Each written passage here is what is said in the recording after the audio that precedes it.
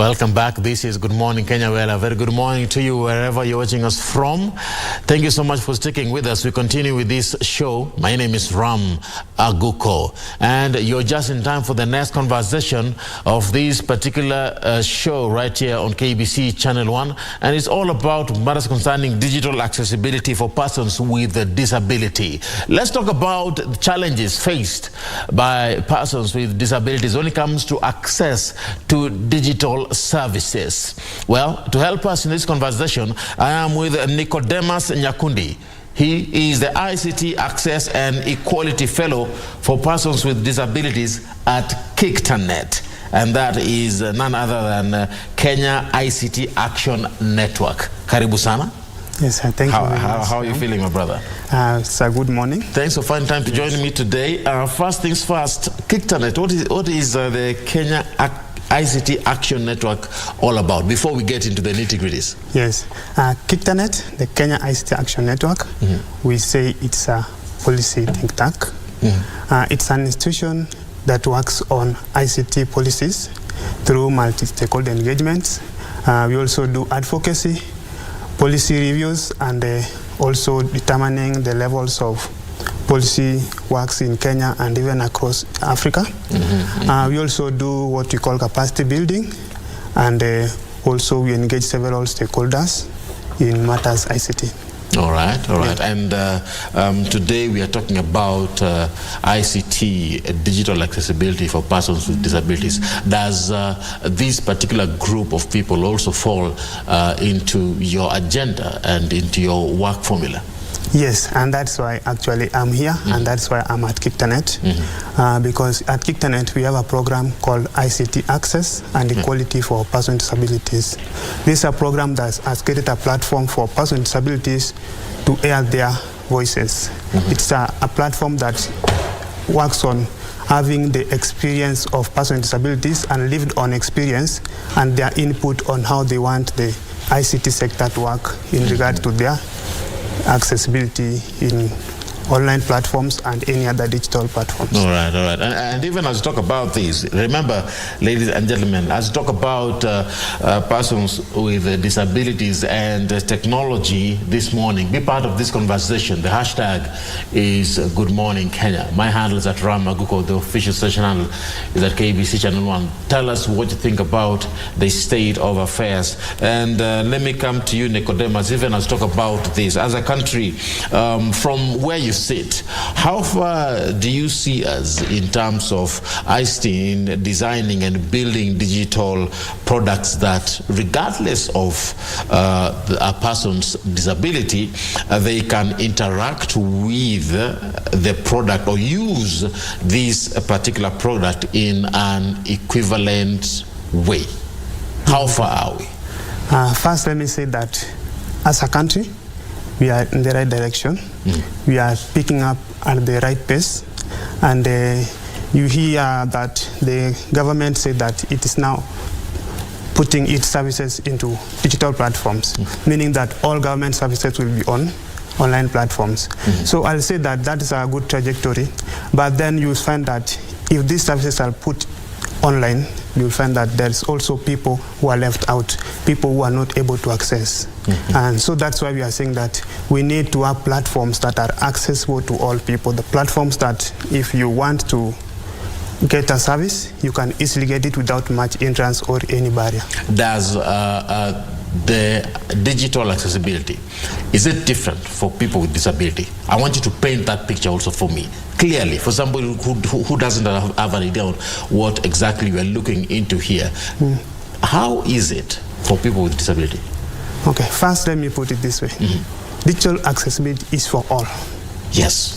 I don't want anyone to have let me say, a hindrance to accessing any digital service. Yes. So when it comes to persons with disabilities, you find that these barriers are more amplified. They are more pronounced. We have people with hearing impairments, people with visual impairments, people with cognitive disabilities. So you'll find that, yes, there may be a digital accessibility frameworks in place, but then they are not addressing the specific needs of these people. You find that a person with visual impairment will not be able to access certain services simply because he or she could not see the service. So that's why we are saying that, yes, the digital accessibility is there, but to extent of person with disabilities, it is more pronounced, and there is a barrier that's developing that if it's not well taken care of, then we'll have another section of marginalized people. Yes. And let's be particular even as we tackle this conversation here. I'm looking at access to products, digital accessibility for people with disability. And first thing, let's talk about enhancing the participation of ICT or digital accessibility at work. Good. How far at work? We are not yet there. I'll say that. No. And I'll say that because online service is a broad spectrum. Yes. And let's say there's each citizen, for example, the government, and there's also private sectors that have their services online. Even lottery and gaming, gambling are all in the e-services. Yeah. So you find that, yes, the government has allowed these services to happen within our country. But then you find that not all population is able to access them. And that section is person with disabilities. So what are we doing to ensure that they are included in that, so that they can have the services without much assistance, without needing, I mean, they should be independent, that it's your will to go on and use the service. Now let's talk about how these services are being used now in the office, for those who are working in the office, for those who are within the government sector, or those who are in the private sector. What is it that we need to do to enhance digital accessibility for those who are working? And of course, we will give different, we will break it down, but let's start with those who are working in the office. Good.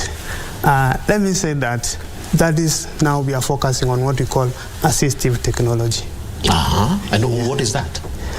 These are services, software or devices that enable a person to access a certain service that they could not access if it was not there. Assistive technology. Yes, assistive technology.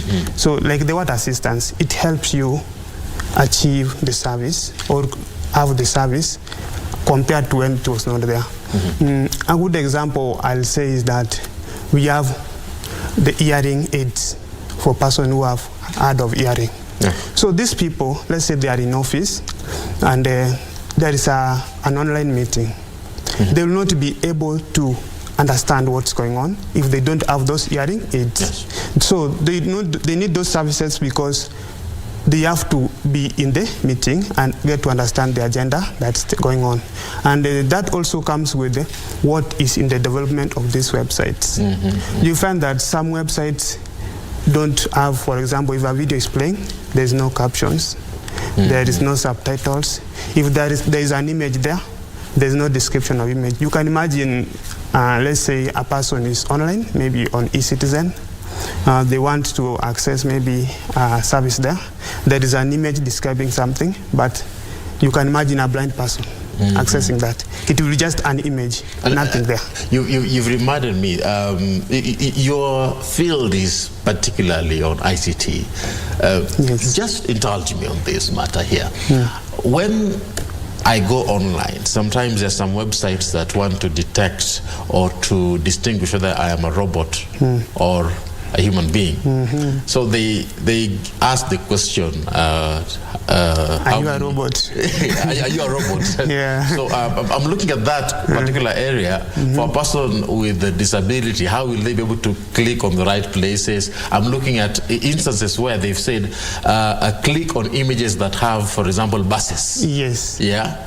How is this, customized for people with disabilities? Yeah, you see, you are exactly on point, because I've had a very, let me say, a great discussion on that. And then I think it is from an experience that I saw a friend go through. And I've even written that on our website, KICTANet, and our digital accessibility page. There is that bit of the discussion on how save our person with disability online. So let me go back to that bit of the security feature. Yes. Mostly it is under reCAPTCHA. It is a feature called reCAPTCHA. So you find that service, let me assume that a person who is blind, then the indication on the screen that is click the buses only. Click on the buses only. Only. So how will that person go past that stage? It means that if he will not be able to identify the buses correctly, then there's a high likelihood that he will not continue from that place. Another thing, like, let me give an example of iTax. Yes. When you want to file your returns and you try to log in, you'll be asked to add the summation, right? So I'm assuming a person who cannot see clearly, maybe he has a blurred vision. A big challenge there. Big challenge. How will they able to add that sum and then log in correctly? And those are questions that make me go further and want to ask. Let's talk about access to education for people with disability. Remember, we are talking about digital accessibility. How far are we? And are we giving digital accessibility priority for persons with disabilities when it comes to access to education? First, I'll say that that is on what we call inclusive education. Inclusive education. Yeah. And the inclusive education, we mean that it's an education model that encompasses all. It's not discriminative of your disability or who you are. Yeah. So I'll say that at this point, it's where that technology should come in and ensure that persons with disabilities have that access to full education programs. Because you find that it's so sad that most persons with disabilities avoid STEM courses. They avoid these courses that mathematics, sciences, that have practicals. You know the reason? It is because they cannot do the practicals. Some don't know what to do. You can imagine a person with hearing impairments or the deaf. Then they are in the lab. Then maybe you are mixing those chemicals and so forth, YouTube. And then you come to, there is an indication that when you hear the hissing sound, stop titrating. What should that person do next? Or sometimes they ask what is the color of the... what's the color? And you find that... From what color to what color? And the person may be colorblind. The person may be blind totally. So you see those challenges. Are we addressing those challenges as a country? I'll say not yet, because that's why we are seeing a shift of person with disability doing only social sciences, and they are not so much in STEM courses. Yes. Let's talk about access to quality health information. Are we there for persons with disabilities? Remember, digital accessibility. Digital accessibility. So that one means that if it is access to information, it is access to information in terms of digital information. Yes. But then first, allow me to speak about the physical information. Is there government health services that are offering information or capacity building on, say, braille papers for persons who are blind? I think if there is, there are very few. Have you seen them? Personally, no. So that's why I'm asking, is it really viable that we are promoting health for all, but we are leaving another section of the population out? Now, if we go to online services, you find that, let's say the Ministry of Health will post a message on their websites for the country or the population to see. And then you find that this information is not in accessible format. It is in a pictorial form. The picture is not described. And then you find that persons who are maybe blind, there's no, for the videos, there's no captions for persons who cannot hear. And also we have websites that are not easily navigable. So you find that persons with disabilities are really left out, and we can say that they are not fully covered in health matters. And there's more that needs to be done. That goes to self-portals like NHIF. You are likely to find that you should be making payments yourself, but then the mode of payment is not accessible. So what is the country doing to ensure that persons with disabilities are independent and self-reliant. Okay, so many things are being put into play here, and I love the fact that Nicodemus, you're talking about the challenges that we are facing, and that you're saying we are not yet there. We are not yet. The theme for International Women's Day last year was technology for all. Yes. I think you remember that. Yes. And we were talking about digit all. That was the theme. Yes. Digit all. Yes. Do you feel like actually we've covered people with disabilities? And I'm looking at how we can address even people with disabilities that are women, for example, who have multiple challenges in the society. We are talking about access to school, access to money, and now technology. Is digit all really digit all? Let me say that when we had that event, I had an opportunity of attending one. Oh, you were there? Yes. All right. And at KICTANet, we actually hosted one, and one of our team members participated.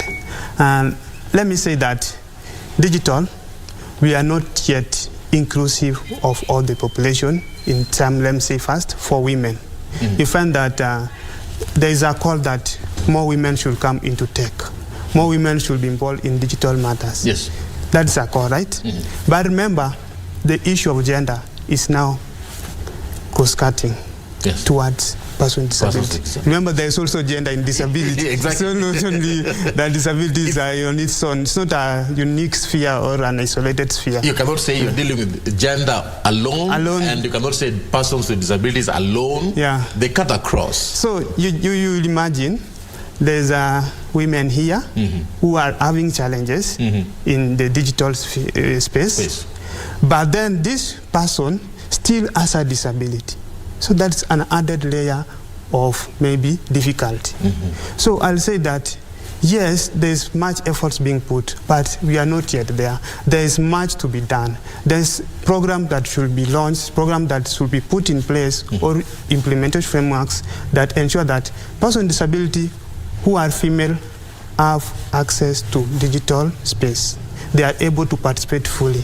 They are able to have assistive devices and other supportive features that will enable them participate fully in digital matters. Yes. So you're saying we need to launch events. We need to have projects that propel persons with disabilities or people with disabilities in terms of digital accessibility. Yes. There is one that you're having. Yes. For government website accessibility, is that so? Yeah. Tell me about that. Yeah, we mentioned that one. It's an ongoing work, and 18th this month we are going to launch that. This is a program that we worked on, and so that we should do a research on accessibility of government websites, because we want to know where are we. Yeah, it's not an audit; it is assessment. We want to know where are we, so that when we open up the discussion, it is evidence-based. And who are we expecting to be the attendees of this particular forum? We have invited the government ministers. We have invited all CBOs and also stakeholders like National Council of Persons with Disabilities. They'll be there, they'll be launching the program, and we will be having a great discussion to ensure that this evidence is used to formulate policies and also come up with the implementation frameworks on ensuring that there's digital accessibility of government websites. Nicodemus, of course time is not on our side there, and I just want to give you time to have a final word on this.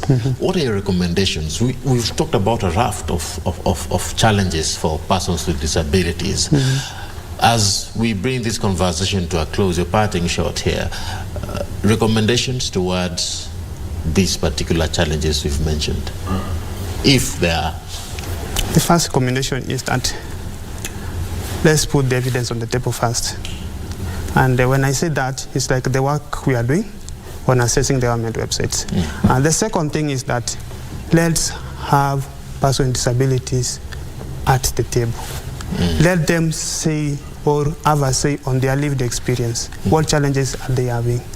how do they need this conversation to go on, so that we don't say on their behalf. I think there is a famous quote that nothing for us without us.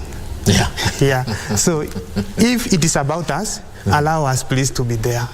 All right. Engage more them. The government, is the 5% hiring working in all your ministry and sectors? Is it really in place? So we want to ensure that let's be inclusive in all the spheres of the economy. Let's be inclusive in all political spheres and social spheres to ensure that everyone develops economically and we move the country forward.